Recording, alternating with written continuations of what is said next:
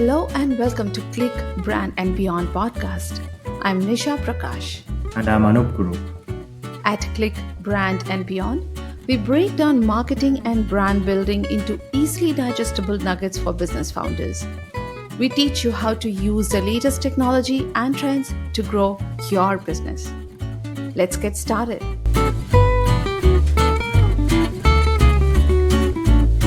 Hi, Nisha.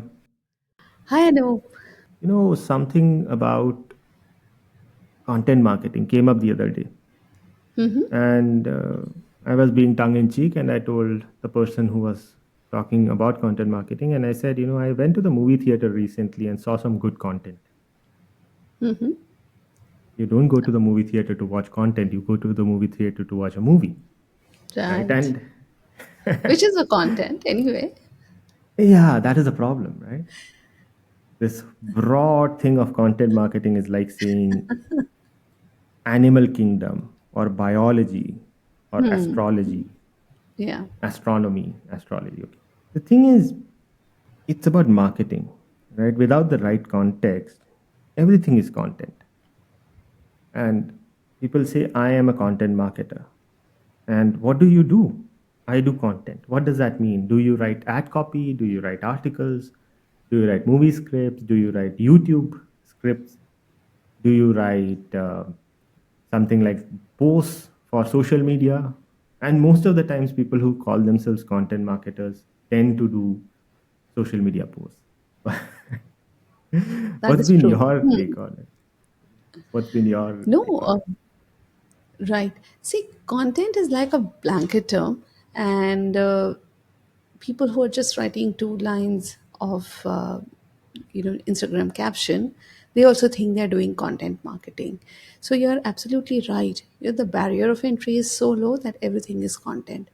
Whereas people like you and me, when we talk about content, we are talking about the business narrative, or how are they presenting their vision, or how are they presenting their products and services to the market. What kind of language are they speaking? Are they speaking the right language in which their audience or their customers understand? So for us, that is content. I think it is more about the context than anything else.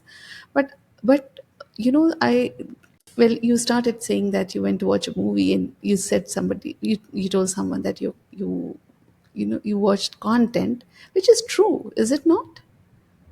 How was the movie, by the way? It was fun.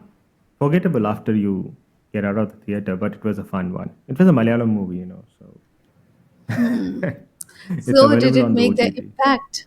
Oh, did it make the impact?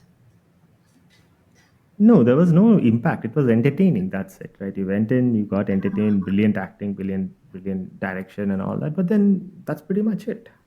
So, You don't know where I'm going with this. So how do you measure the impact? ah,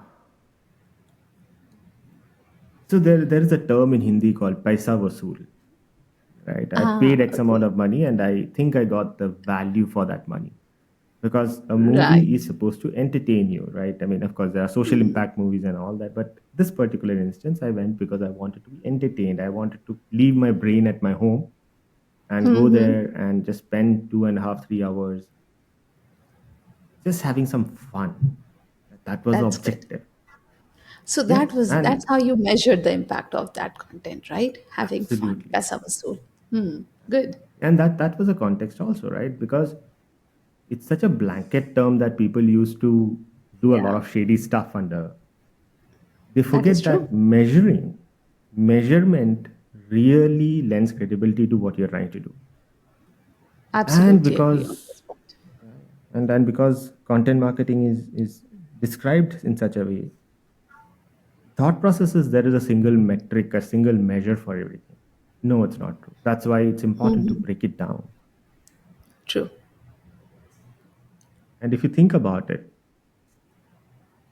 one of the reasons people shy away from content marketing is because it's broadly described and because it's not really quantifiable until unless you break it down. So that becomes a problem. Clear metrics, are not ascribable. Like if I say I went to watch a movie, it was entertaining, it's not a measurable quantity. How entertaining? From in a scale of 1 to 10. There's no universal scale of 1 to 10 entertaining, right? Your scale of entertaining is different than my scale of entertaining. If something is so subjective, then it becomes difficult to measure it. Right? What about investments? I mean, have you ever heard people complain about the investments they have to make The in anything ROI. content? See, absolutely did. In all these years of being in this industry, Anu. But what I have also realized, and this is a sobering truth, is that the there are no magic matrix that matters more than the others, and especially in content marketing. However, when we present our report to the customers or when we are making a case for content marketing, usually we measure it in terms of traffic that comes on their whatever distribution channel they want their people to come and look into their content, or their visibility, how many people are actually looking at their content. Of course, the engagement KPIs, because a lot of people only translate the ROI in terms of how many likes do I get, how many people commenting on my post, or how much traffic landing on my landing page, etc., etc. And then the conversion, which is the trickiest one most of the time. And until unless you are doing performance marketing, which is different from content marketing, the conversion is a tricky, though not difficult, but it's a tricky KPI. And sometimes it can be a result of your content marketing. Sometimes it is, and more often than not, it is a result of your performance marketing. So these are the four KPIs that I would present to the client because they are quantifiable. You can measure in terms of the numbers. But then there is another very big one which is not measured in numbers, but I believe is very important, and it is a narrative building for the business or the brand building. It is rather abstract, but equally important. How are you remembered? Are people bookmarking your content? Are they sharing your content? Are they referring to it? Are they quoting it or citing it in their own publications? So yes, that's what I think. But it's again, as you say, and you rightly say, content is such a blanket term that there is, the more we talk about it, you know, it's less.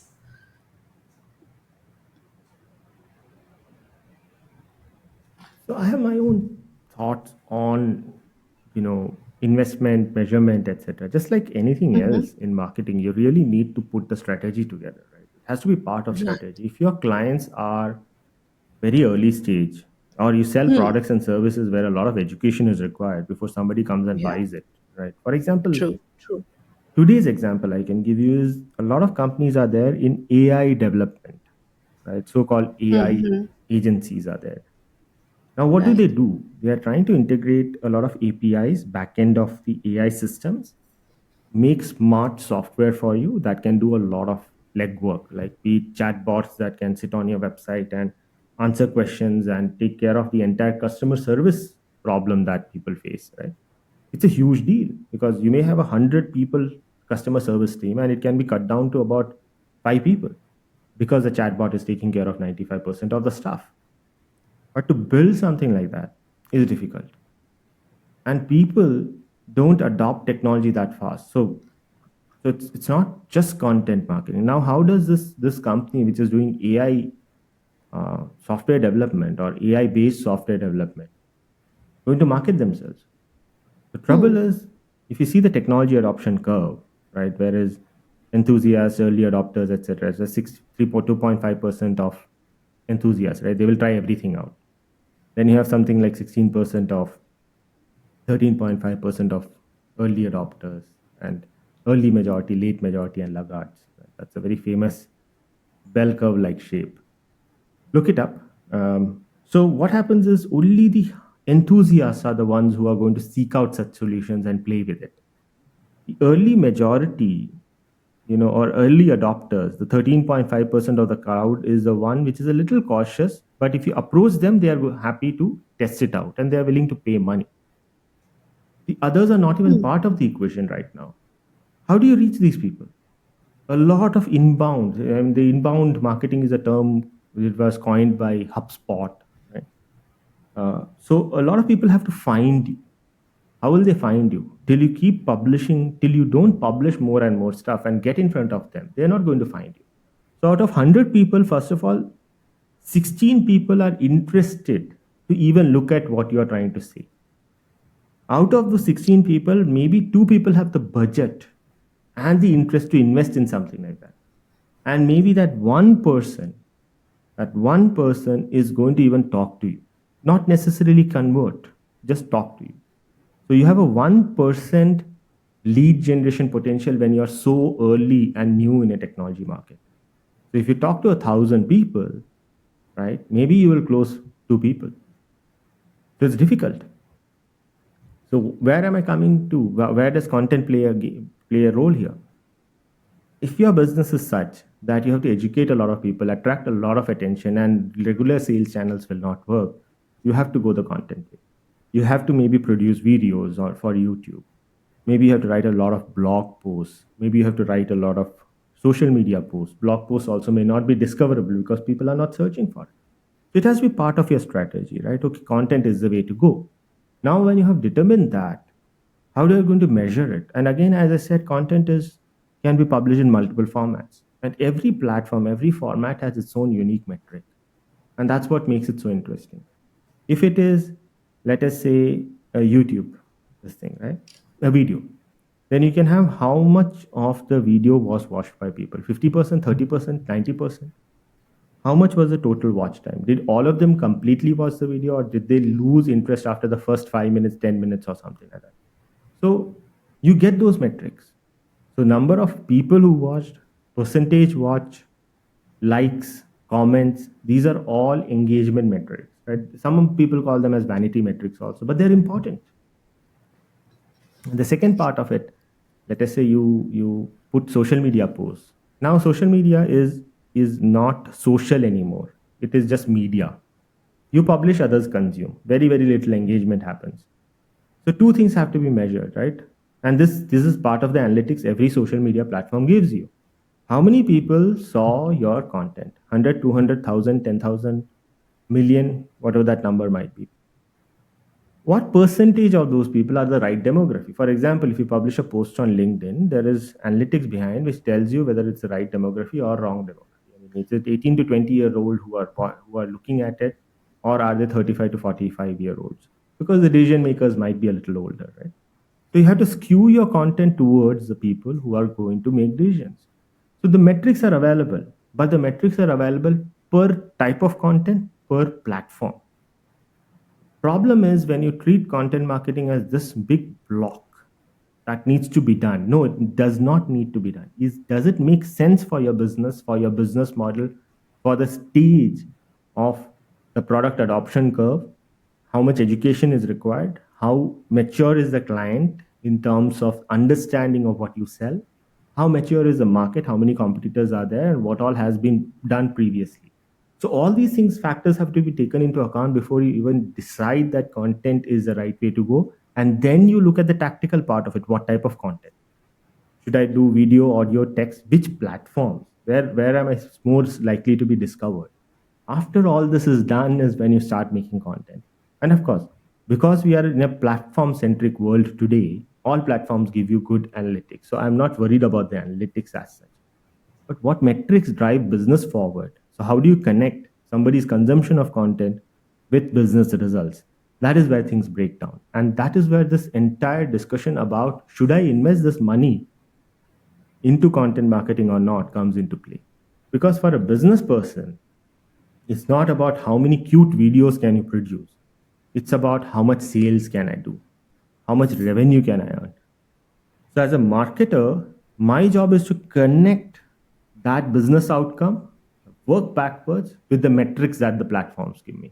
And I can give you a good case study a little later about SEO article writing and how that works. Yes. So, no, great points, Anoop, and I totally agree with this. You wonderfully summed it up.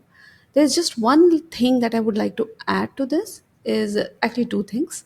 So, one is of course know your audience. Of course, depending on the client that you're talking to, or for the client for you for whom you're building the content, I think most of the brands get lost. So for example, if they're writing on fashion, they will write generic topics on fashion rather than something very specific to their own product offering. And a small example is, if they're for example saying chiffon saris, then they have to write content around chiffon saris, how to look after them, when to wear, what to do, and things like that. They start writing about saris in general, and then they get lost. So knowing your audience is important, and also keeping the content fresh. You cannot keep on writing the same thing, targeting the same keywords. The general wisdom is, oh, the same keyword, and they keep on writing, regurgitating the sameness of the content rather than adding valuable content, something which teaches people something, again, that they will keep, share, bookmark, or learn or cite. And that is where the challenge is. So to that extent, I think building the content and doing A/B testing with that content is important. But I would like to hear from you. How do you how do you analyze the data, the data and the data points that you receive from the A/B testing of that content? So, a couple of things, right? A/B testing works when you can get statistically significant results. What does that mean? If you're publishing stuff on, let's say, Instagram, right? Some putting some reels and other things out on Instagram, and only there are 100 people who view it, then you are not getting statistically significant anything. Online, I would say anything less than 1,000 views, 1,000 clicks, 1,000 engagement is not significant. Anyway, it is not significant. Statistically significant is 1,000 plus data points, right? So if we go that direction, where we are looking at numbers driven decision making, right? You're trying to put stuff together and do an A/B testing when you know you're not going to get any results.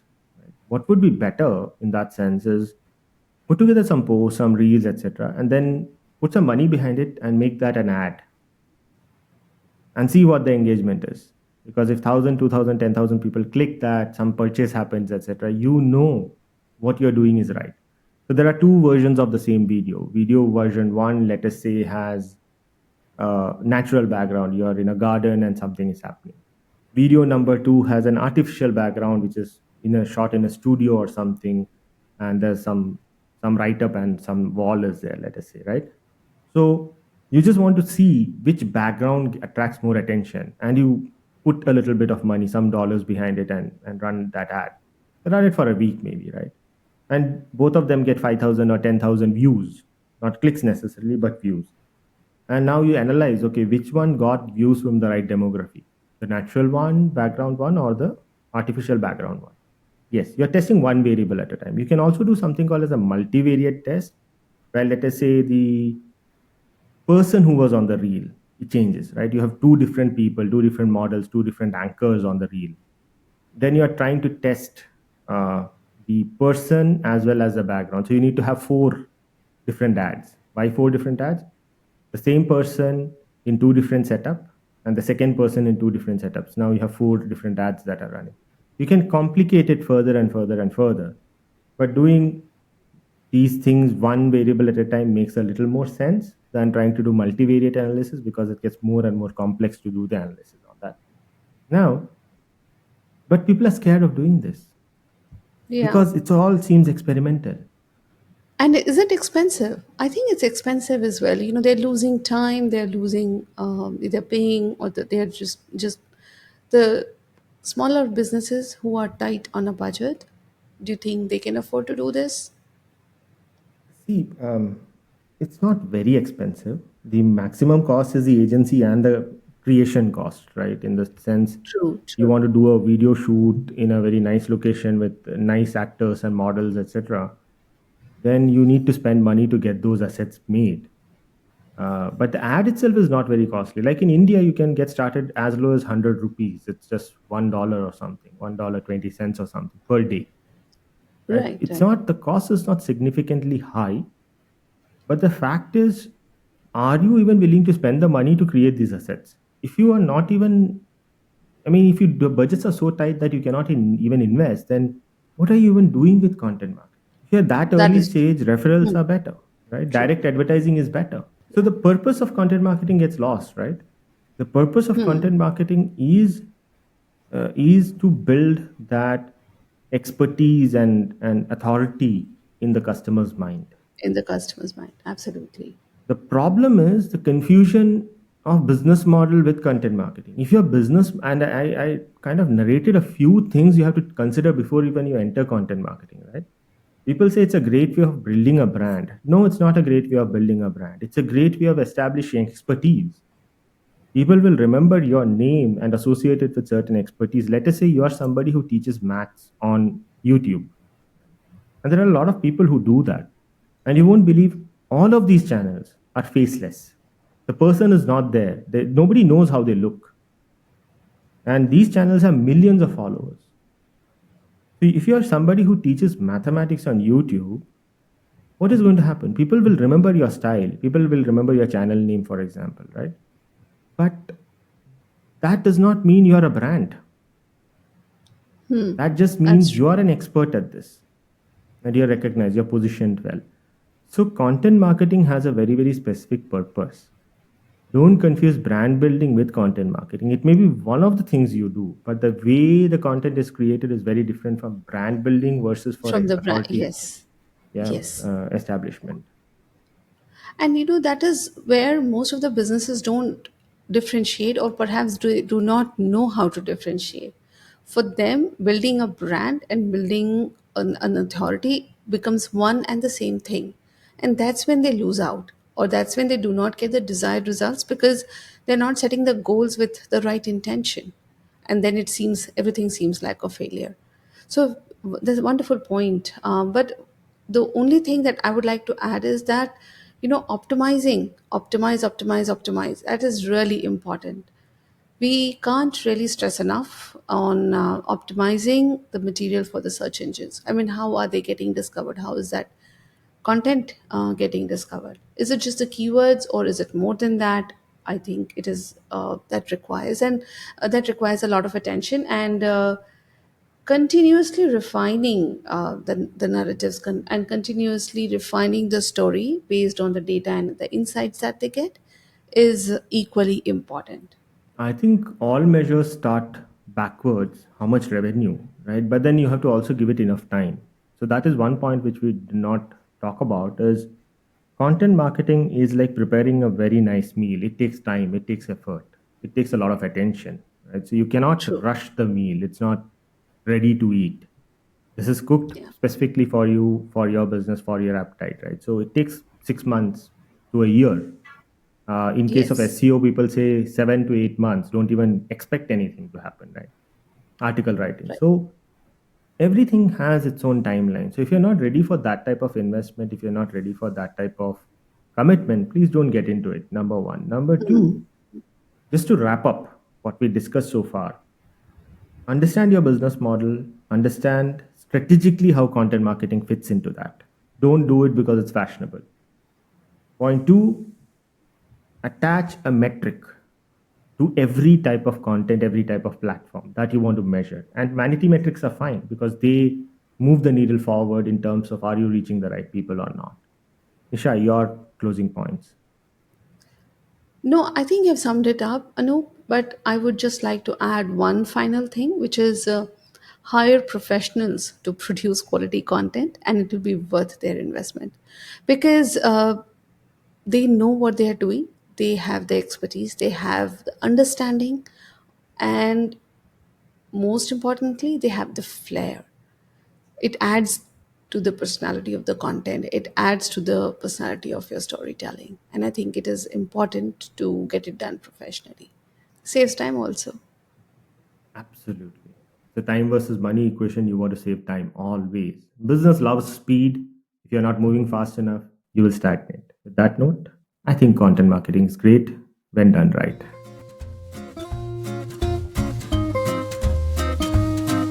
And that is it for this episode. I'm Nisha Prakash. You can find me at LinkedIn and my website nishaprakash.com. And I'm Anoop Kurup. You can find me at LinkedIn and my website, anoopkurup.com. We will see you in the next exciting episode of Click, Brand, and Beyond.